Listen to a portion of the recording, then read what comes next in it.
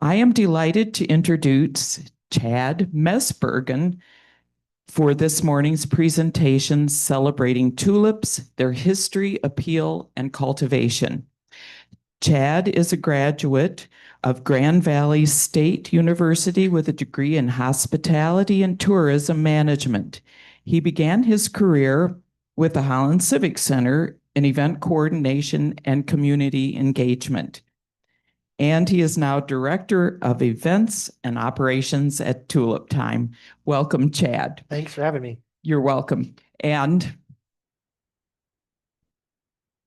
Chad will be asking some questions initially, and he welcomes questions during his presentation. So again, please wait for the microphone as I run it around. Thank you. Without further ado, you are on. Awesome. Perfect. Everyone can hear me okay? My mic's on, my Madonna mic here. Thanks for having me today. Super excited to talk about what I love to do and get to do every day. That isn't a weekend, I guess.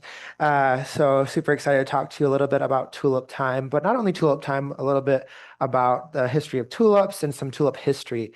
I do want to start out with kind of a show of hands in the room. How many people have heard of Tulip Time before? My favorite joke. So everyone has a Tulip Time story in Holland, whether it's parades or what have you. The locals probably view it differently than tourists. Some tourists used to be locals. Some locals used to be tourists. So there's just really great stories. So I want to start out by asking for some Tulip Time stories. How are you connected to Tulip Time? How have you been involved in the past? So if we can get some people with some thoughts and tell me a little bit about who's in the room with me. What's your experience? Feel free to share your name. I'm Sandy Sickle. I born and bred in Holland, always loved Tulip Time, always went to the parade, always did everything. And for about 25 years, I took the week off from work and volunteered for Tulip Time. And now I work at Windmill Island, so I still get to deal with tourists. Love it. I'm Mary Ellen Miner, and I moved here 3.5 years ago from just Grand Rapids. But I love Holland. And so I worked at the Windmill. Now I work as a docent at the museum, but I started last year doing walking tours. And one of the things that I start my tour with is to tell them that there's going to be a disappointment to you. And let's get that out of the way first. And I say, my name is Mary, but my last name is not Van Miner or Van de Miner or On de Miner. I'm not Dutch. And sometimes people are just so disappointed in that. For sure. Any other experiences? We moved here in 1986 from North Carolina. And since I'm a speech pathologist, I was working in the schools, I quickly learned that if you want that half day off for the parade, you need to get a costume and volunteer and all. So I did, got my 4 kids costumes, we did the whole parade bit. And then like you, I got involved with Tulip Time and I give the walking tours. And I too start with a disclaimer that I am not Dutch. But it's a good example too. You find out where the other people are from.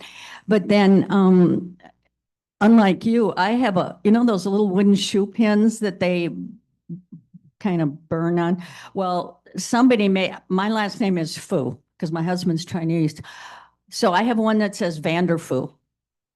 Wow, I love that. Amazing. Yeah, my name is Steve Hamburg. My last name is not Dutch, but I am Dutch. All of my grandparents were Dutch. I remember marching in the parade. I was born and raised here in Holland, Michigan, and have always loved Tulip Time as well. And my band director stands out as one of the great men in my life, and I can remember days where we would march in preparation for the parades, and it was just a wonderful time. Awesome. Okay, I think I'll take one more and then I'll get into the rest of the day. Okay, I'm Fred Bassett. I moved here to Holland about a little over 2 years ago. I left a place called Albany, New York, which was originally settled by the first Dutch that came into America and and named it Beversbeek, and it became Albany because the Duke of York took over the Dutch possessions. Albany had a small tulip festival.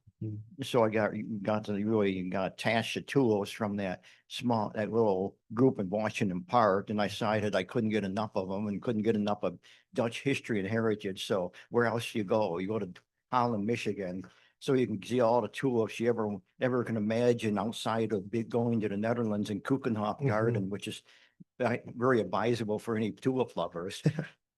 So I move in May of 2023 into the Rest Havens, one of their facilities. I get a call from the administrator. We need some residents to help out walking with Rest Haven contingent in the parade. All right, would you be willing to do that? So my first week, when I was only here about a week, and I'm walking in the Tulip Time Kinder Parade, which is one of the signature events of the Tulip, Tulip Time. So as I've been doing it ever since I came here, and outside of being involved in that, I've been very interested in collecting a lot of old historic picture postcards by Dussart, who did in the 30s, took all kinds of pictures of Tulip Time festival related material. It's really fascinating. If you're really interested in the history of Tulip Time itself here in Holland. Yeah, awesome. Thank you everyone for those stories. You can see kind of how everyone has their own story. Some are similar, some are very different. Some people have been doing it forever. Some people are new to Holland. So it's just really fun to see. That's one of my favorite parts about the job, is to get to meet people, hear the stories, and hear the Tulip Time stories. You already know a little bit about me, Grand Valley grad. I grew up in Zealand, so a town over, but super involved. I marched in high school, in the bands and in the parades, and I also worked at the Parks Department planting tulips for a few years. So that's all planted by the City of Holland. And then after I graduated, I started at the Civic Center, and then shortly after started at Tulip Time. I've now been at Tulip Time for, I count in festivals, so 4 festivals, but 3.5 years. So pretty ingrained. I think I know what's going on now. So it's been fun. It's a long learning curve because you have an entire year to plan for 1 week. So kind of got around that learning curve and getting very comfortable. So I want to start out, before we get into the history of the tulip, and kind of as we get into the history of tulip, I'm going to try to interweave a little bit of our programming along with the history of the tulip. So one of our events that we host, and we've hosted since I've started, so 4 festivals now, is something called the Tulip Immersion Garden. The Tulip Immersion Garden is curated by a Dutch horticulturist, Ivo Gulsen. I actually just got an email from him a couple minutes ago, who comes here every year for about 2 weeks. He helps us set up the Tulip Immersion Garden, and then helps us run it throughout the week, and then leaves usually right after that. So I'm going to give you a little peek as to what it is. I'm sure many of you have actually already seen it, but here's a little video of how it's created and what it really is.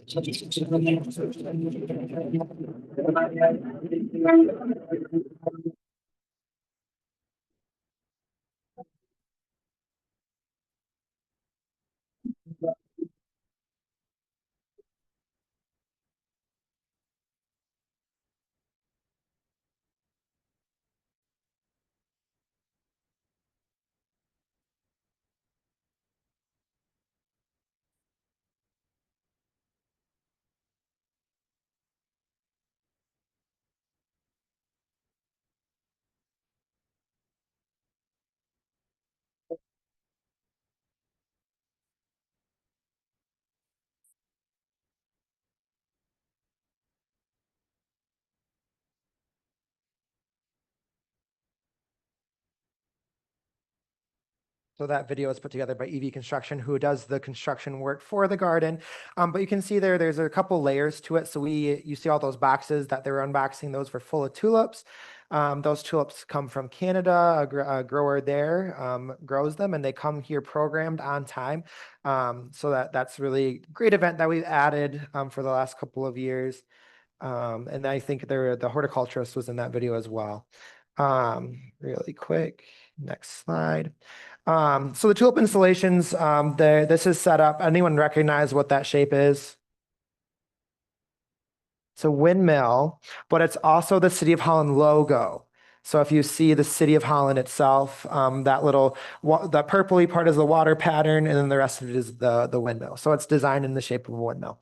So they're about 3 foot off the ground. So the idea is to create some picture moments. So the whole idea of the tulip is the beauty. People love the beauty. They love to take pictures. They love to stand in front of it.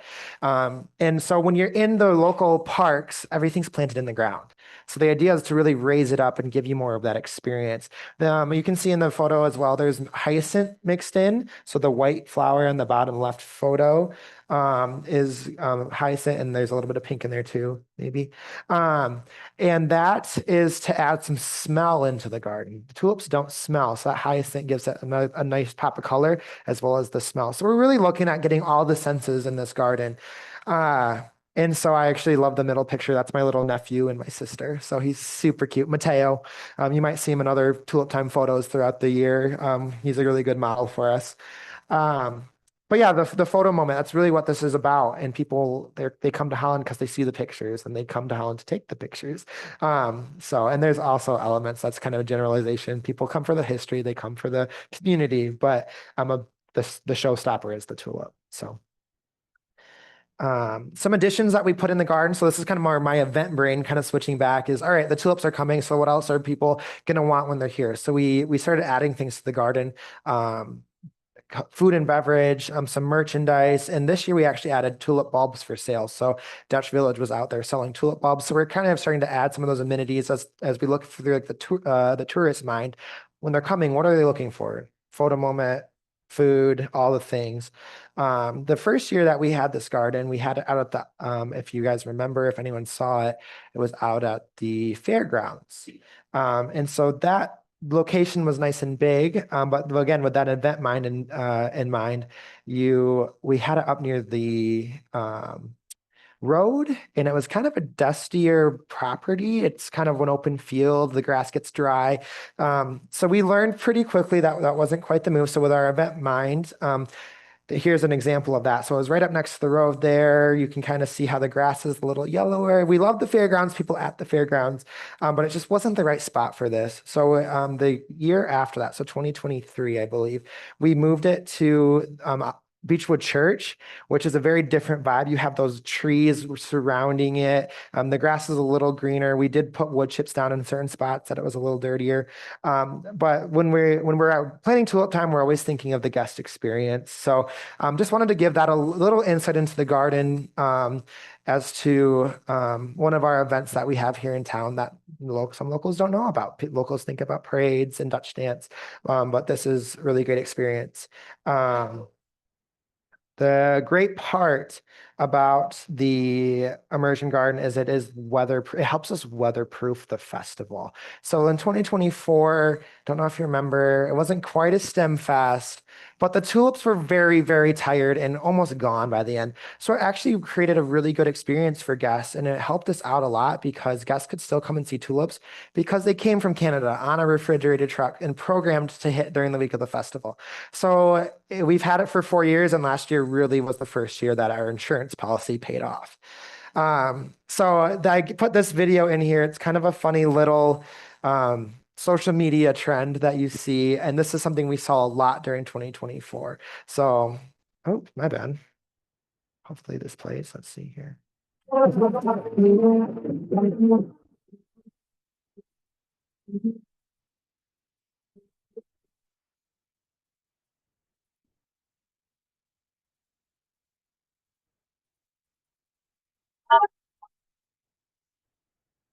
Oh, sorry.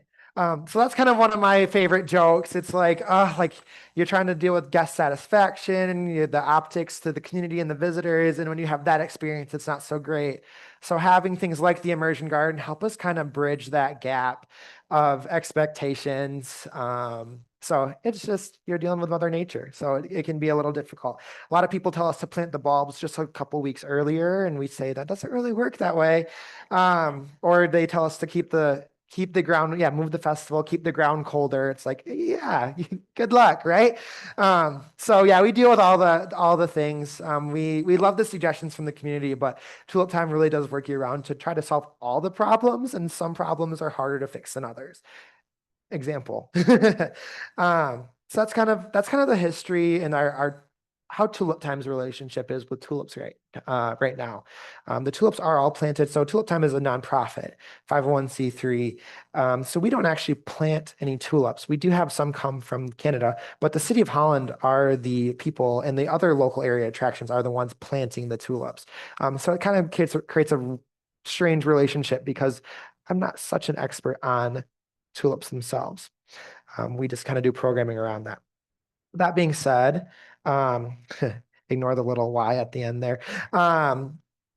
Storytelling. So I was going to ask this question before I went to this slide.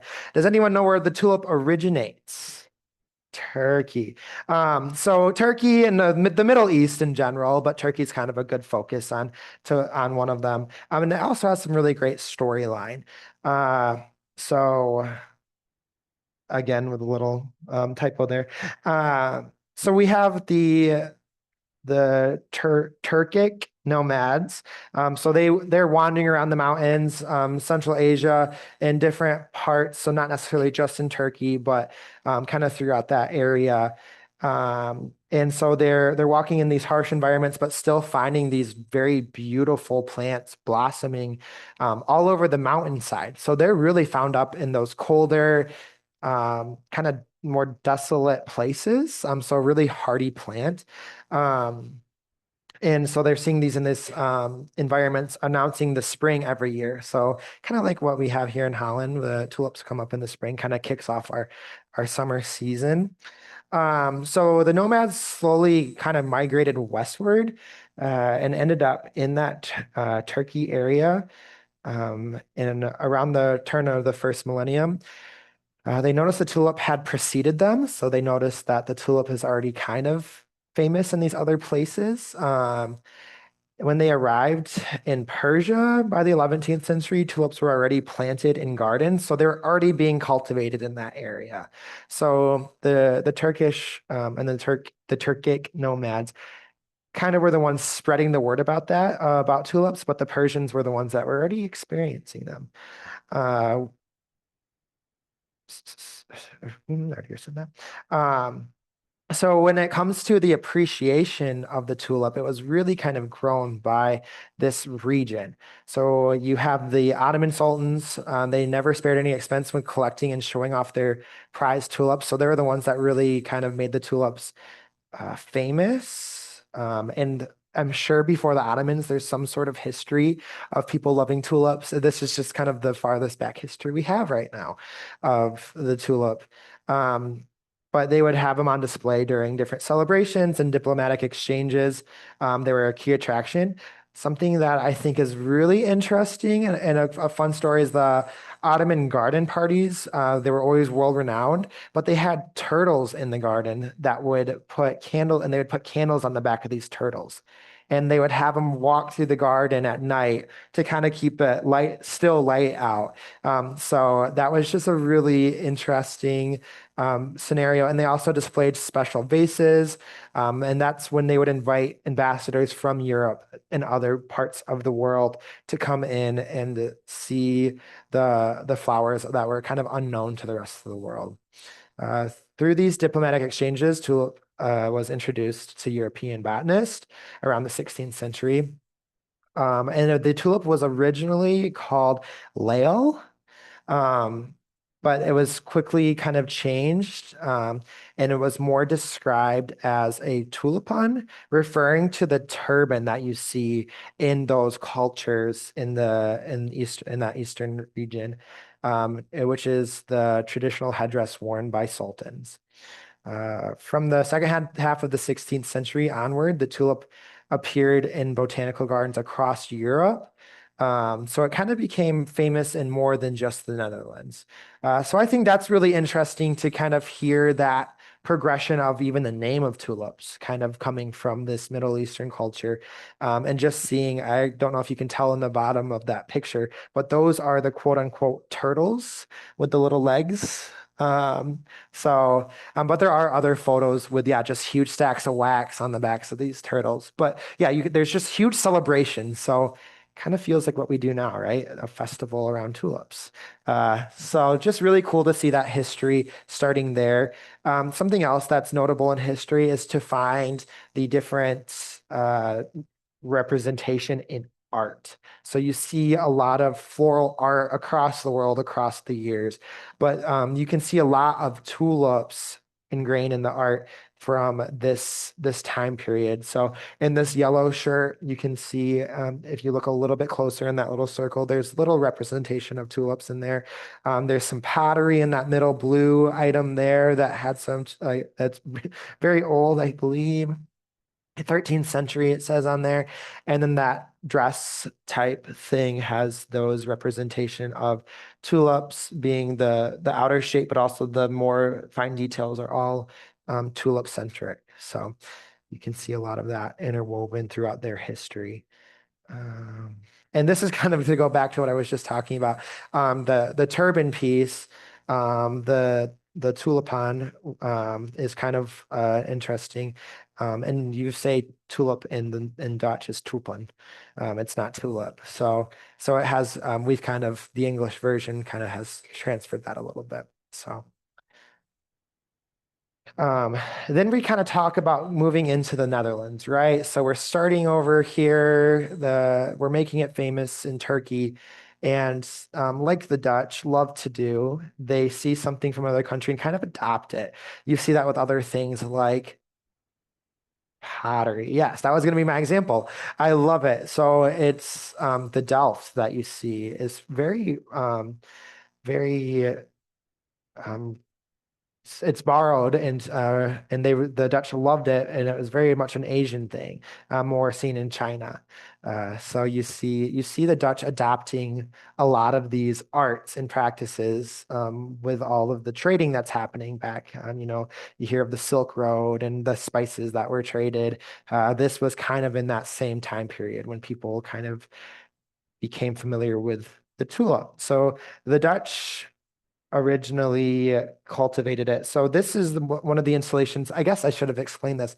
So the Tulip Immersion Garden has this story in it. So the first installation was the turban shape. This shape is Leiden, the Leiden Garden. So this is where the tulip was originally and most famously cultivated in the Netherlands. So you can see kind of our shape at the top is what the immersion garden looks like, but the shape on the picture on the bottom of this screen with the building has that Leiden, that is the Leiden Garden. That's a painting of it. And so it's a place that you can go to still to this day in the Netherlands, but it is where the tulip first was really cultivated and put on display. Um, So something really interesting and that is a little bit more famous is this flamed tulip. So the Dutch take good interest in the new flower that was grown, and the horticulturist at Leiden's name was Clusius. And sorry if I botch some of these names. I'm not always a great at pronouncing, and I definitely don't know any Dutch. So if you try to ask me to ask me what something is in Dutch, I will not know. So they kind of fell in love with this red and white flamed tulip deal, and the demand was kind of overwhelming. So he was trying to cultivate it and distribute it, but people wanted this specific tulip variety so bad that they were willing to really pay for it. And it's because he was so popular, he couldn't give it out enough. So he'd actually have to say no to people. Like, I cannot give you these flowers. There's not enough of them in the world. It's really hard to cultivate. And because of that, it was really common for these tulips people to go into the Leiden garden and steal the bulbs. So it was a kind of a big theft issue that they were so coveted that people would go in and steal them right out of the ground. Luckily, that doesn't happen here in Holland. Um, as a result, the tulips are now more grown across the world for personal enjoyment and trade. So this is the red inflamed tulip is more called, it was historically called the broken tulip. And that's because the reason that it shows up white and red like this is because it's actually a genetic defect. It's kind of a diseased tulip. So people are paying for a really rare tulip that has actually a disease, but it's able to be replicated, and it's not bad for the tulip. It's just a genetic anomaly. Uh, as a result, so it's all broken. Sorry, just catching up with myself a second. Yeah, so people were willing to pay really high prices for these tulips around that same time.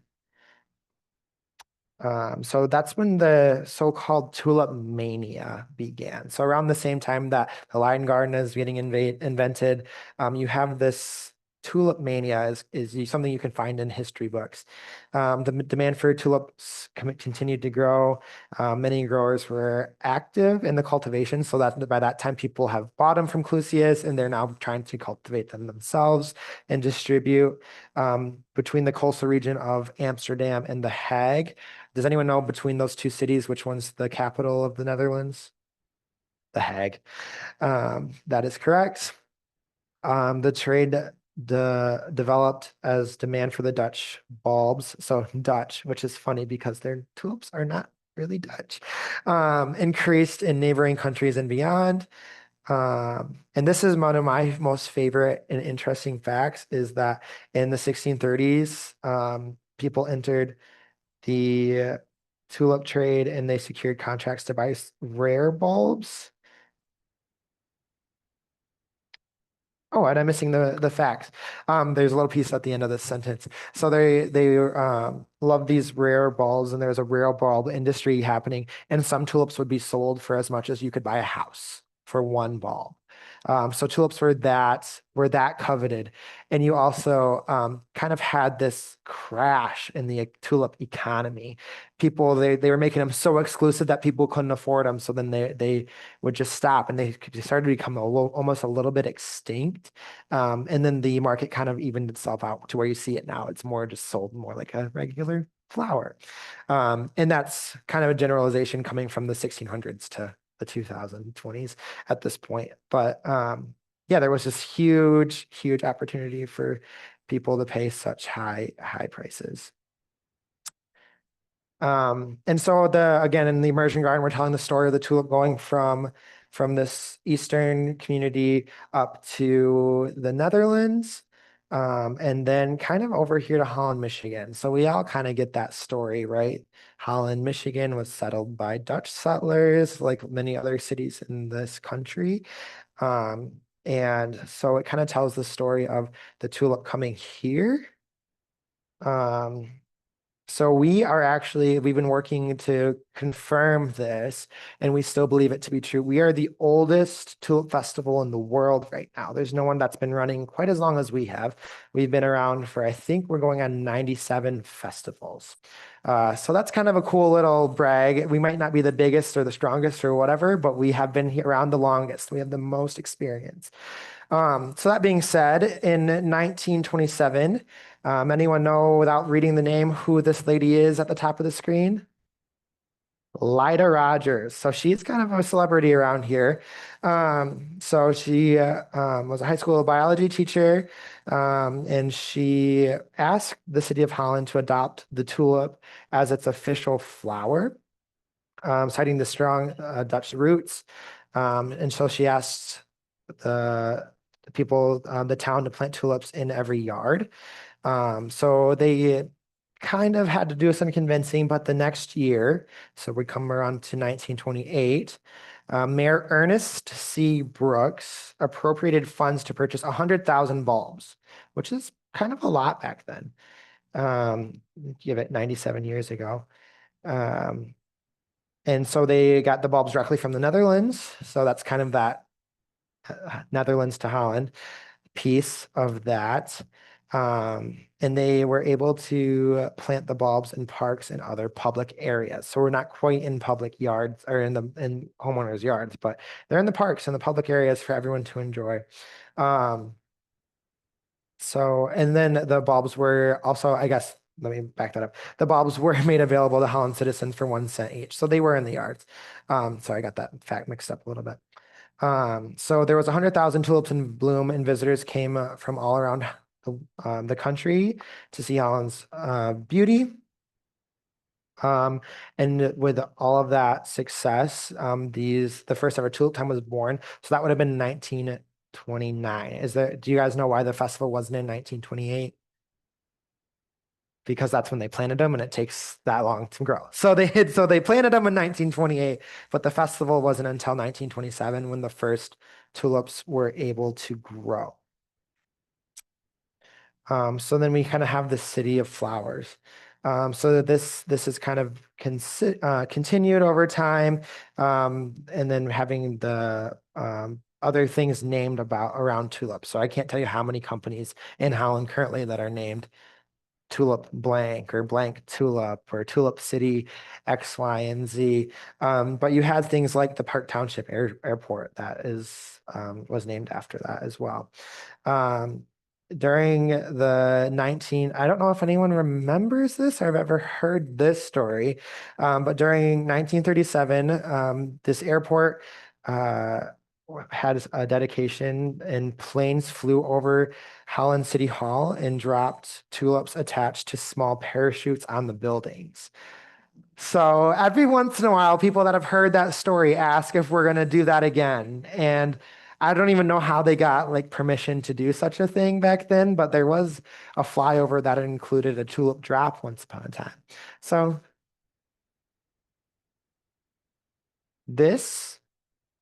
it was the dedication of the Tulip City Airport, but they did it over City Hall. So because it was attached to planes, the people that were at the airport decided to drop some tulips in Holland, right around City Hall. So super interesting. And the question was, what was the dedication for those listening online?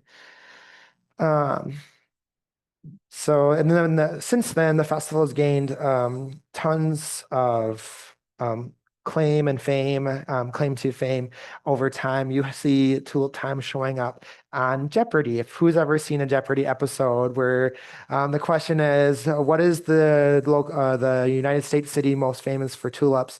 The answer usually is Holland, Michigan.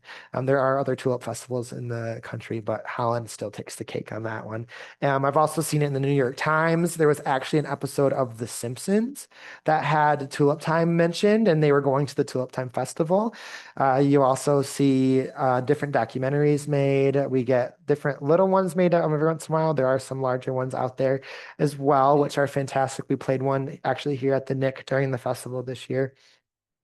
And then you do see, which is not everyone's favorite thing, the Holland, Michigan movie this year. That was all based on not all based on Tulip Time, but had Tulip Time mentioned there. And we like to say at Tulip Time, it's not a documentary, it is a story. It's a folk tale. It's nothing to do. And we did hear that from visitors this year that they didn't expect to see all of that drama during the festival. So we did actually appreciate the movie just because it kind of put us on the map. We ended up getting a lot of attention and people interested, whether they watched the movie or not. It just got in the news. And that we even think might have attracted the Today Show. The Today Show was here this year for the first time in a while to do a segment during Mother's Day. So we kind of take, no good news is, or no bad news is, all news is news, I guess is what I'm trying to say. We'll take it. So it helps us get our name out there, whether we approve of it or not. So, but it was, so it's kind of cool to be able to say that our town had a movie after it. It's regardless. So yeah, we've gained a lot of fame over time. By the 1930s, nearly 750,000 people visited annually to see the more than 3 million tulips. So by then it grew from that 100,000 up to more like 3 million. And since then you've seen other places pop up, but I'll talk about that in a little bit. So I want to talk a little bit about the planting of tulip bulbs. It's pretty simple. Who's ever planted bulbs? Anyone in the room? We have a solid half of people here raising their hands. Um, and I'm sure some people have different tips and tricks than what we publicize and we tell the people that are asking us, because we get a lot of questions every year. How do I plant these? And again, and we're not horticulturists. We are event organizers, festival planners. So it can sometimes be a little bit awkward when we're like, go ask someone else. But we do know enough to plant our own tulips in our own yards. So it's pretty simple way to grow flowers in the spring. So I know most people kind of know that the tulip bulb rests for a very long time. So after it blooms, sorry, real quick. Um, kind of how you could do it is if you have tulip bulbs, you can dig a hole in your desired location and plant the whole group right away. So say you have a pot of tulips that you purchased. You can dig a hole for the size of that pot and just plant them directly into the ground like that. A lot of people think that you have to take the bulbs out, clean them off, then store them. That's not always what you have to do. Then you water well and let nature take its course. These plants are very hardy. Like I said, they grow in the mountains and the coal. So they come up one way or the other. When they do the tulips do die, you can cut the bud off. So it says trim the stem only at the base of the bud when the petals fall off. And the reason you trim the head off the tulip is because the bulb is trying to push nutrients up into that head even when it's dead. So if you snip that off, the nutrients goes the other way. So the nutrients will come from the stem and go back into the bulb and put all that nutrients back, as well as the leaves. So that's kind of the mentality there. And then when everything's dry and looks completely yellow, which happens pretty fast after the tulips are done, you just go ahead and completely clear and prune away all the brown and dry. And then the bulbs go dormant in the fall and winter, and usually come back the following spring. So the option 2 of this is kind of that longer process. So you can prep the bulbs for planting in the fall. So you should store them once they're dug up in a cool and dry place until the bloom and foliage, I have that conversation all the time, foliage are brown. Again, cut off the bloom and the foliage when it's the bloom first, and then let the foliage get green or yellow. Remove the dirt and carefully clean the bulbs with a dry towel. Store in a brown paper bag, so that's kind of helping with that moisture in a cool and dry place. Which not everyone always has nowadays at their home, but if you can find a spot for that, that'd be great. And then when you're going to want to plant the bulbs is about 2 weeks before the first frost. The city of Holland, we help with volunteers plant at the first weekend of October, which is not always super close to the frost. But it's still okay. The tulips obviously come up plenty fine in Window on the Waterfront and other places in town. So we plant usually, that first week of October. It's probably better to plant in Michigan later October, maybe even the beginning of November is totally fine as well. You're probably better off doing it near November, but I'm personally in my 4 years and a little bit before that, personal experience, it seems like they come up fine either way. Does anyone know so the tulip bulb is kind of like a teardrop, right? If you ever seen a tulip bulb, I can go back to this picture, the bottom here, where the root system is kind of the bottom and the top is where that stem is. When you throw a tulip bulb into the ground, which way should it be facing? The point up, point down? So this is a really funny debate that we always get into with everybody, but it really doesn't matter. The tulip's going to grow either way, whether it's facing up or down. But it is probably best to try to face that point up because that is where the tulip's going to grow. But when we plant them in the city of Holland, we really I'm going to go back to this. You see this metal device here. It's a bulb planter. So it has that tube with a kind of like a shovel. It has a stick at the top, and you press your foot into it and pull it up, and a little circle of canister of dirt comes up. And then you throw the tulip bulb in. You don't even look. You just kind of drop it in, and you cover that dirt back up again. So that's how we plant them and how I've planted them when I worked for the city, and also when we plant alongside the city. Um, so just some fun little tidbits there from my experience of planting tulip bulbs. Um, so tulips, like they kind of thrive in that well-drained soil, which I can get into. Um, you can dig a hole about 6 to 8 inches. And I have another measurement in here too. Kind of depends on who you ask, but the city of Holland does 6 inches minimum, and then they could go deeper if needed. They also do grow a little bit more shallow. The ones that we get from Canada that are planted in pots, the bulbs are almost at the top of the soil. So it kind of depends on the environment. If you're growing them in a greenhouse, you can grow them that way. If you're growing them in soil, 6 inches to and below is going to be a better bet. And you can lay mulch over them. And I'm sure if you're a plant owner, you have other systems that you do. And then again, with that process of cutting the stem, the bloom, the leaves, all the things, pruning. Ideal soil conditions. This is something I had to brush up on a little bit because I wasn't so sure. Again, with that coming from the mountains, what is mountain soil like? I don't know. We live in Michigan. So they like well-draining soil. Tulips hate soggy soil. They can make the bulbs moldy pretty fast if they're in soggy soil with excess moisture. In rot. So raised beds, I don't see many people plant in raised beds because they have to be planted in October to sort of have a bare raised bed for months is not always ideal, but some people do that. Or sloped areas do help with that. So light and loose soil is good. So sandy or loamy soil, it allows for the roots to spread a little bit better and to water to flow through easier.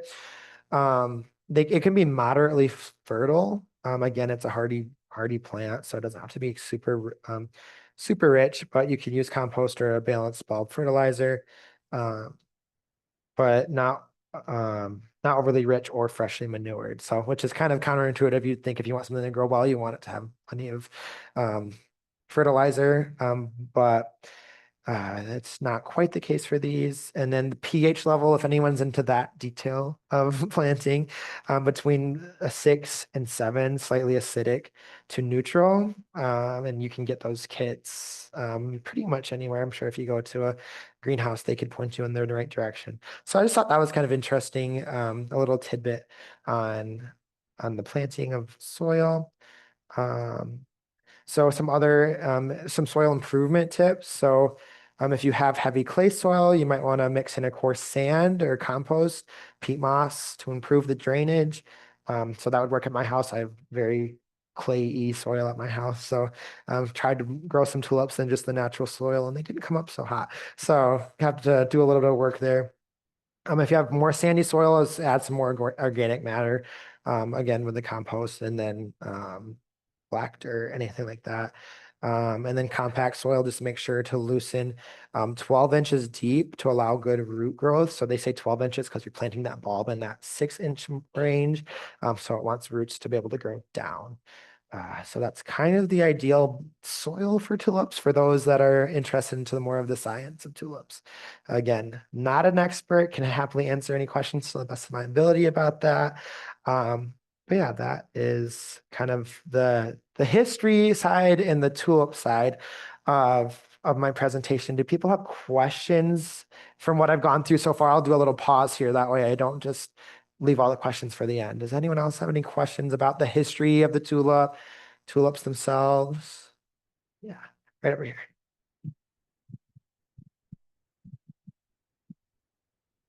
Tulips don't last for more than a few years, typically. I mean, they will last. I've got one tulip that has insisted on coming up for the last 20 years.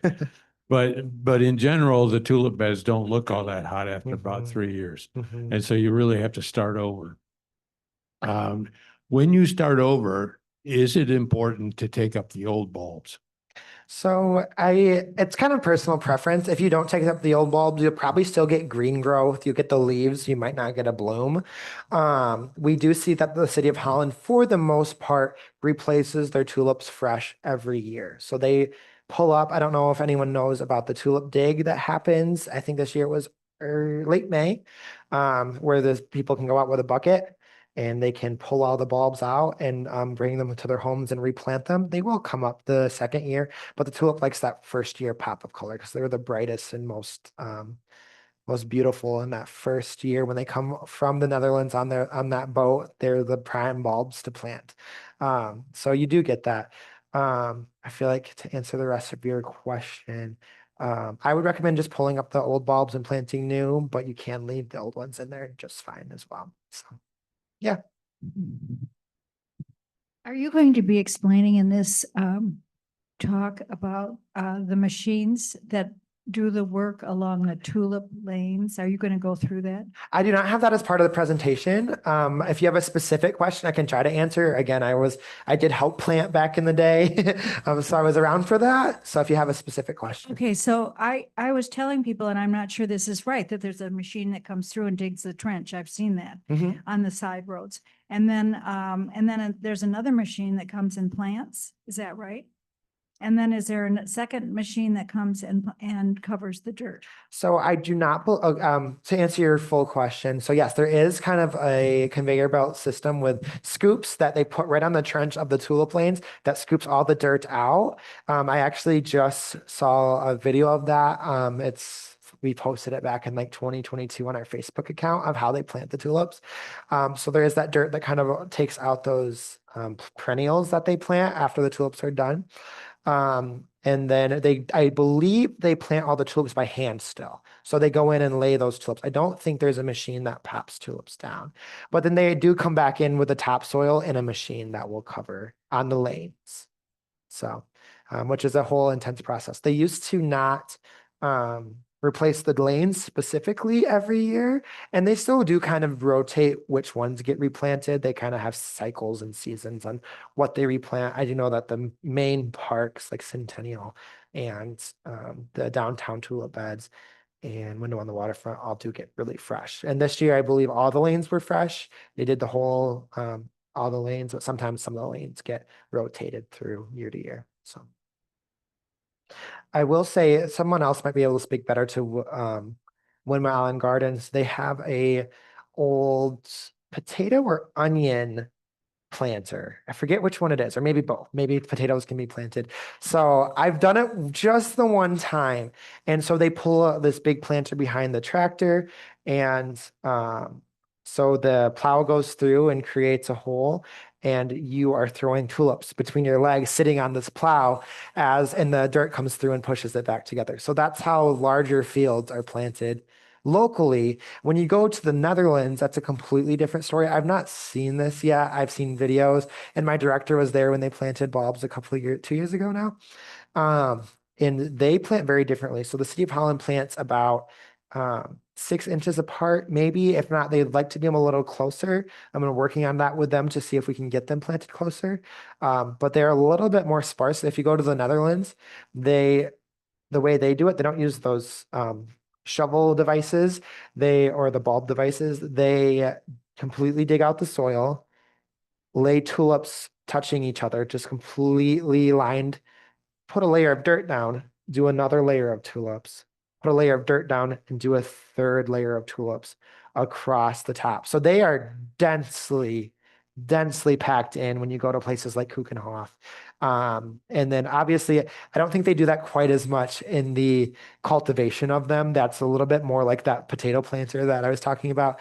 But in the show gardens, they're very densely planted. So yeah.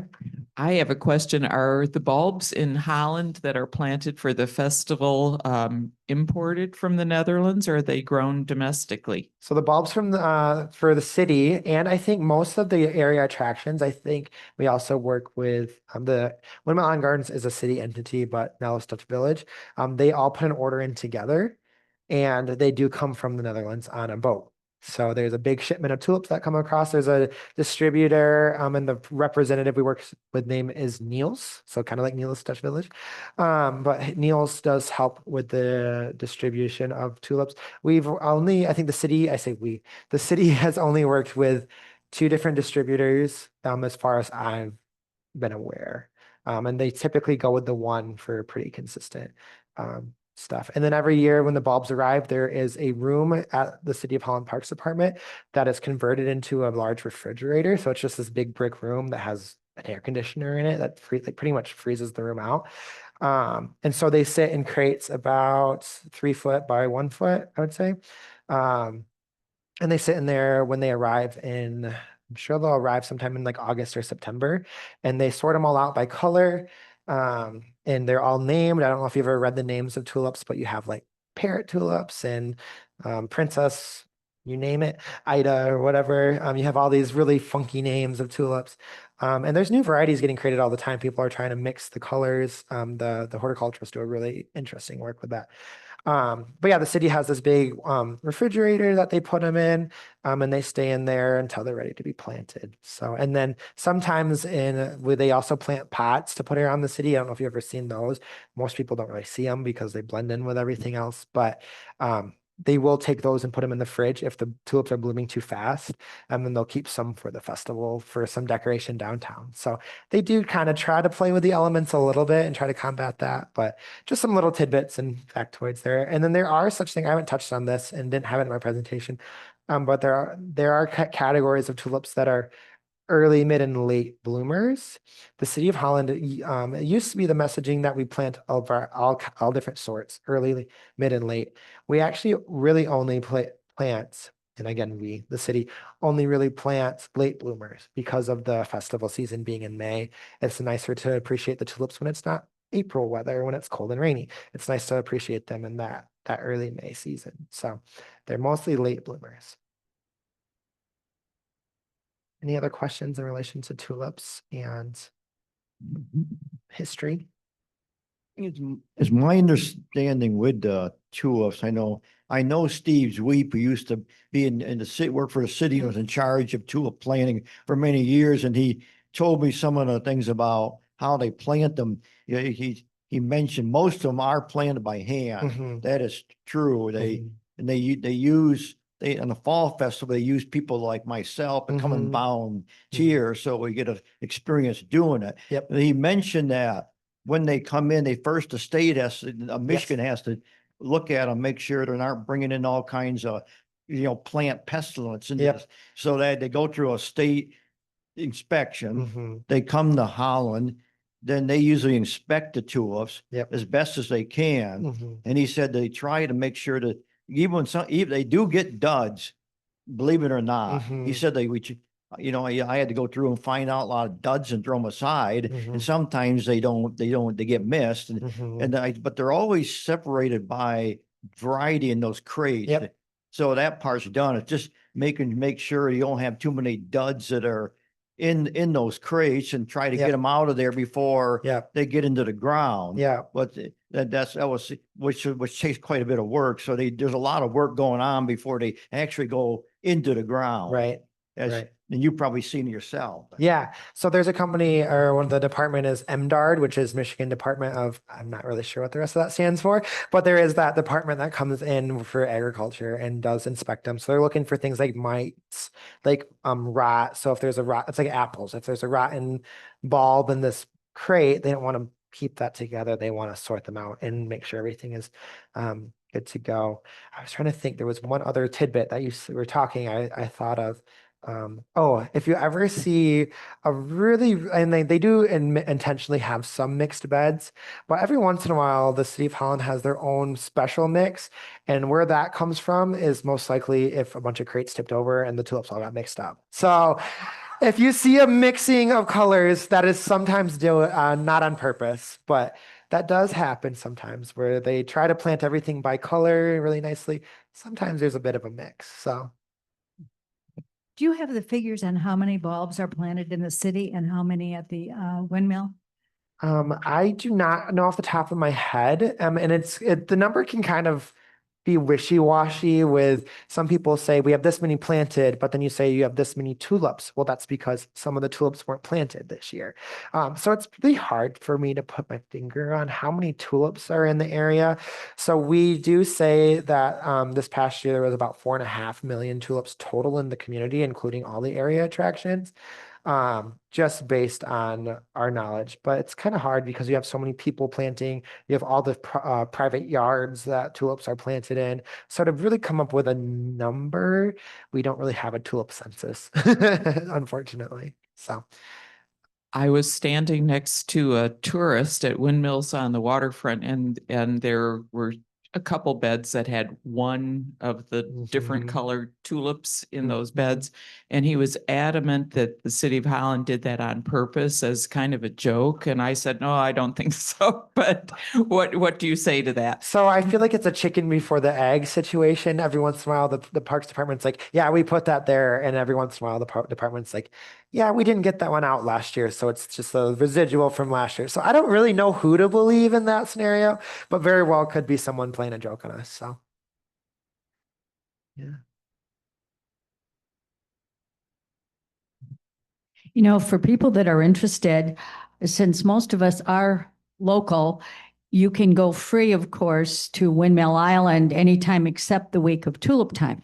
And I happen to rent a vegetable garden there, Oh, yeah. so I'm there a lot. And that back part, they already are working. And so if you're interested, you could just walk back and see they like plowed it, and they probably the 12-inch deep thing. And then they put black plastic over this whole back section.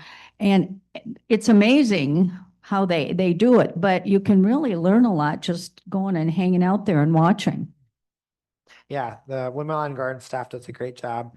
And you're right, you can get into Windmill Island Garden if you have a Holland address on your license for free anytime except for tulip time. So a little fact there, if you want to head on down there and check out the windmill. What did I go just last week? That I quick jumped over there and just wanted to check out the windmill. So got in for free. But yeah, the garden staff is great there. It is a city entity, but they have their own horticulturist, Emily, who she was the city horticulturist and moved into that role. And there's a whole separate greenhouse team for the city of Holland that is phenomenal. So, and then Parks Department. There's all kinds of departments in the city. So, any other specific questions? All right, then I will continue with, I'm going to get a little bit away from this tulip and the history of the tulip segment of my presentation and get a little bit more into the festival. This is where I get a little bit more excited. I know most people love the tulips, but I have a background in events and hospitality. So I really love the economic impact, the tourism side. Sorry for the you locals, but I really love our tourists too. So just kind of getting into that. And whenever we're planning, I really have both in mind. I'm thinking about our locals, and yes, this is a local event, but also thinking of all these wonderful guests that we're inviting in. And there's honestly more of the guests than there are locals. So it's like we really gotta make sure that we are really trying to welcome and be the organization and the festival for all. So. Again, it says 95 years. We're 96. I need to change that number. But long standing, and we're going on to year 97. So if that kind of confuses you guys, we just got done with 96 on to year 97. So just this long history of a festival. We kind of got the history of how it started and kind of progressed. Something that I think is interesting is that Dutch dance, we celebrated 90 years of Dutch dance. So Dutch dance started 5 years after the tulips were blooming. So there really is this progression of celebration that happens. So sometimes our office can get a little frustrated because people can be like, oh, we used to do, and we used to do. And I'm like, well, 100 years ago, there wasn't even a festival. So things change, things evolve. We have to do it due to infrastructure, technology, laws, all these things. I mean, yeah, infrastructure alone can create a lot of issues. So we do think of all the things that people love, and sometimes it's not always attainable. So just putting that out there. Something that we also get to help with and almost can sometimes be a little complicated for tourists is explaining the local area attractions. So many people are calling our office and saying, I'm coming to Tulip Time. Can I get a ticket? It's like, we're not Disney. You can't walk in the front gate and just be at Tulip Time. You kind of have to pick your experience. So we have these area attractions that we do mostly point people to, depending on what they're looking for. Yes, you saw the windmill in the ad. You're going to go here. You want um, the people like Valdir's because it's fields of tulips. So it's a little bit more of a farm feel, even though other places have that. And then Nello's Dutch Village is more experiential, a little bit less focus on tulips. I was just there yesterday, actually. They have a fantastic remodel. If you guys haven't been there recently, it's really, really great and great for kids in this time of year. So putting a little plug in for them, but they have that like Dutch village vibe. So they have the canal scenario. They have the shapes. They have demonstrations, cheese making and all this other stuff. So each of these attractions has their own vibe and their own draw to them. So I think that's really, really fantastic, but makes it a little complicated when trying to explain Tulip Time to a visitor. So we have a community impact. So we had an impact study done in 2018 through the Frost Center here at Hope College, and they came up with some numbers for us. So again, 2018. So this is kind of 7 years old now, so it's kind of old. But they said that there was 550,000 tulip bulbs planted. So again, you have that planted versus existing bulbs because you have that rotation. We use, this says 16,000 volunteers. It's more like 16,000 volunteer hours. So a little, I missed a word there. And then festival visitors. So this is a one, I don't know if you guys saw the publications this year. The number was closer to 1 million. That is because there's a difference between festival visitors and festival visits. So based on the technology we use, which is kind of scary, but it's geofenced the community, which is basically drawing an invisible line on the satellite map. And there's technology that tracks the activity within there. So the technology tracked almost 600,000 visitors again this year, but with 1 million visits. So that's people leaving and coming back. So people visited multiple times. So that's kind of a little explanation on that number. Again, it's hard to always explain. It's like splitting hairs, but that does not include the residents and the locals that already live and work in Holland. So that number completely excludes them. And that does factor in for everybody. So that technology is new to us. We're trying to learn it a little bit. So it's been really good to go from this kind of hand-done survey study to using technology, which again, a little scary, but also very helpful. We have a ton of sponsors, which really the sponsorship makes up about an eighth of our revenue. The rest of it's mostly program-based with different events. The Tulip Immersion Garden, you can see we get close to 20,000 visitors, which is always fantastic. Windmill Island Garden, that's last year's number. This year they had 85,000 visitors. So they had a ton, but the tulips were so on time this year that everyone was going to see the windmill and tulips. And then we call it economic impact. So this is impact not to us, but to the hotels, the restaurants, the merchants. Economic impact, the gas stations, you name it. The economic impact for the Holland, Zealand area is going to be close to that 50 million mark. And again, that was a 2018 number. So I believe we're probably a little bit higher than that nowadays with just simply inflation, but also our different attractions, the sheer number of people coming to town. So that's a little bit about our, again, why I get excited is like, hey, this is community. We are not only celebrating, but we're also bringing tons of dollars into the community to help it us to reinvest and make our town more beautiful, great amenities, all these things that Holland has and the surrounding areas have. Our audience. So this is kind of a snapshot of where we get people from. You can see the darkest red is going to be around Michigan, right? That makes sense. But you also kind of have all of these other states represented. They're kind of focuses around larger cities like Houston, Washington, D.C., some California out there. But yeah, you can kind of Denver, Colorado. And then we don't have any international data because the technology we use doesn't track international. So we know we get plenty of, I think this year, the CVB, the Convention and Visitors Bureau here in Holland, the Discover Holland, if you ever see, or holland.org, that's that whole entity. They put in each of the beds a QR code that people could scan so they could see what type of tulip it is. So that was kind of cool, but they saw within those scans that people did that over 40 countries were represented in that, in those scans. So we get people from all over the world, but we don't have a great number of how many people from all over the world. So that's kind of a fun little fact there. So yeah, this is our audience. We do like to say about a fourth of them come from within an hour or two of here. Another fourth of them come from kind of that state area, and the rest of them come from outside of the state. So and then we do have which is not my presentation, a really strong group market. Who has ever seen a motor coach during tulip time? Big old bus rolling around. So this year we coordinated 98 motor coaches.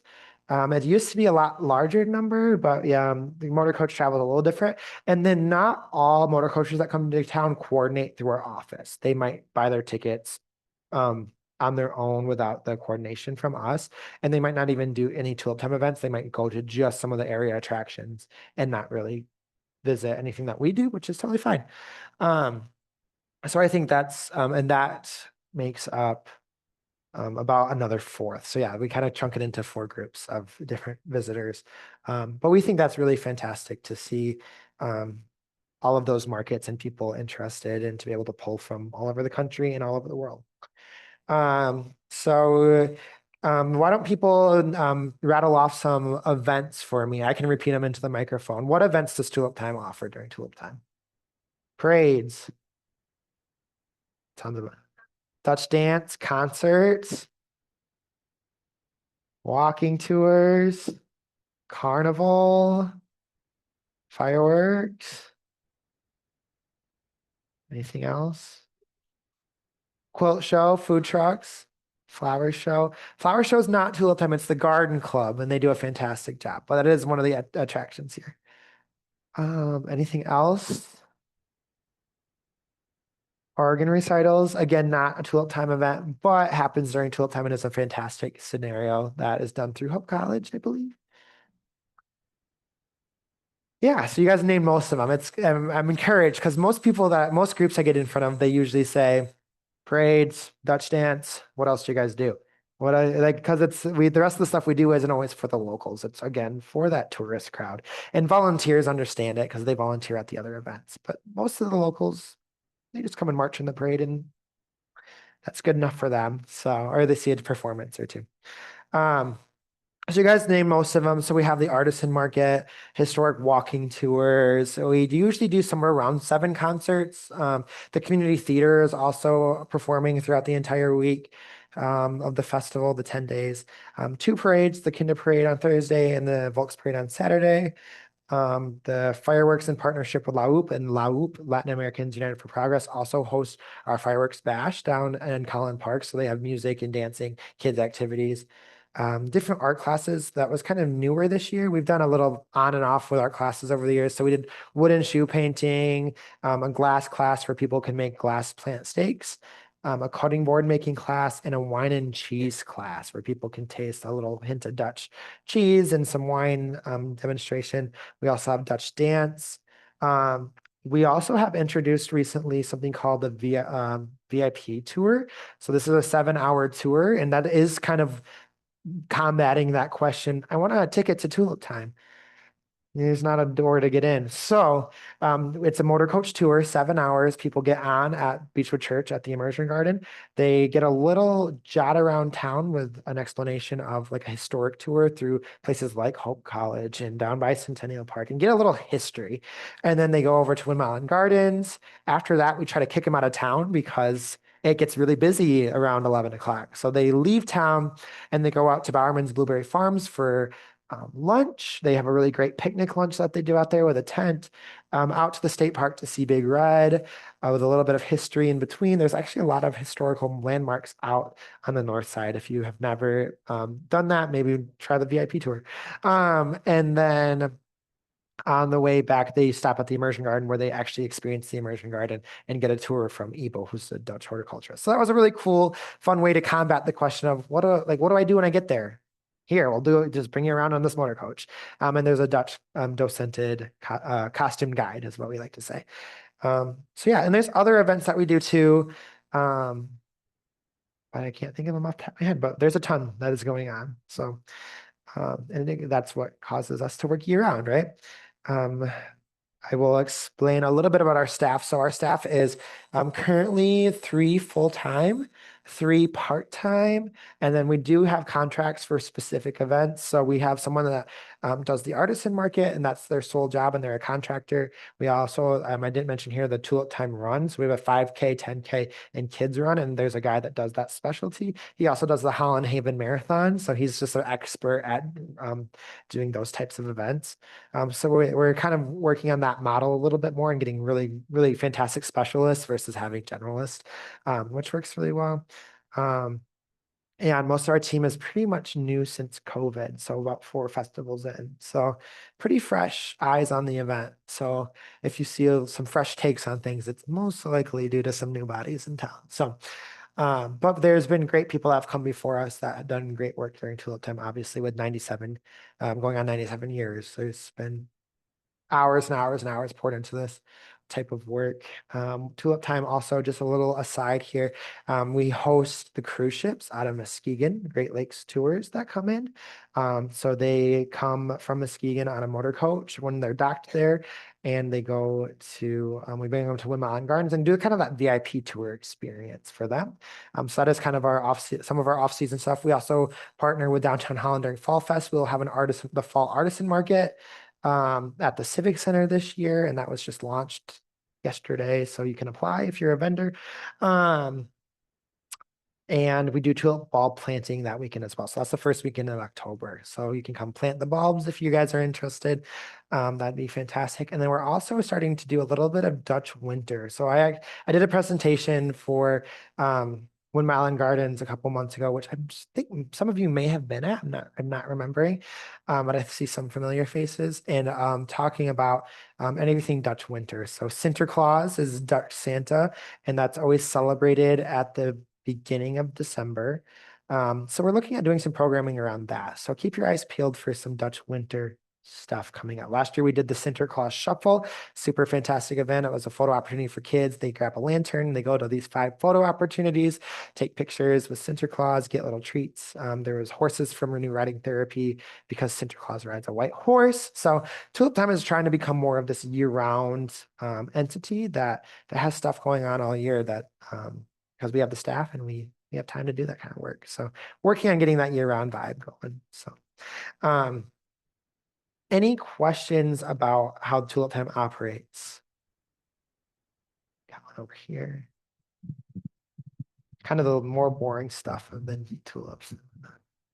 Yeah, one of the things that I've noticed in recent years is that we're missing the street scrubbing parade.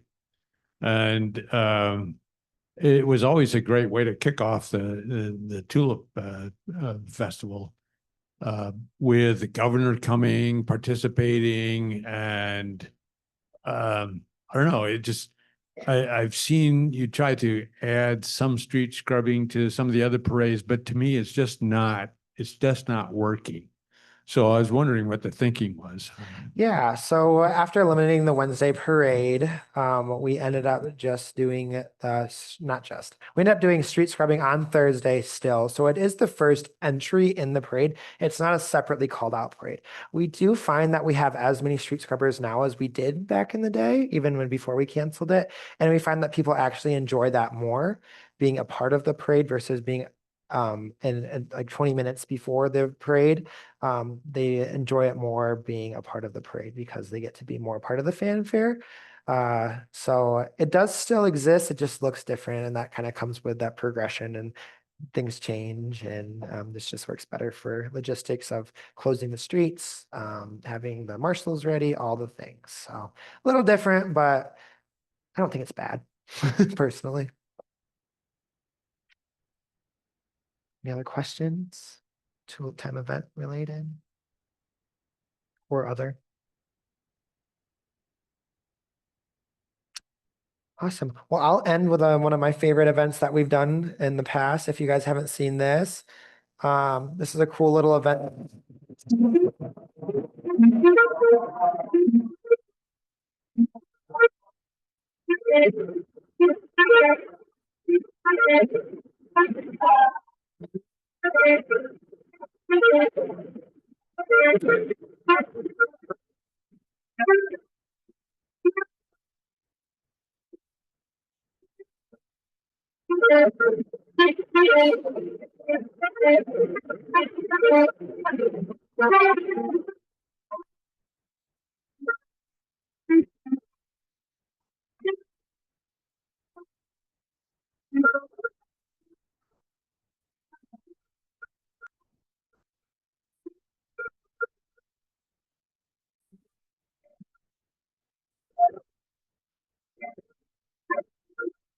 I think we get the gist of that.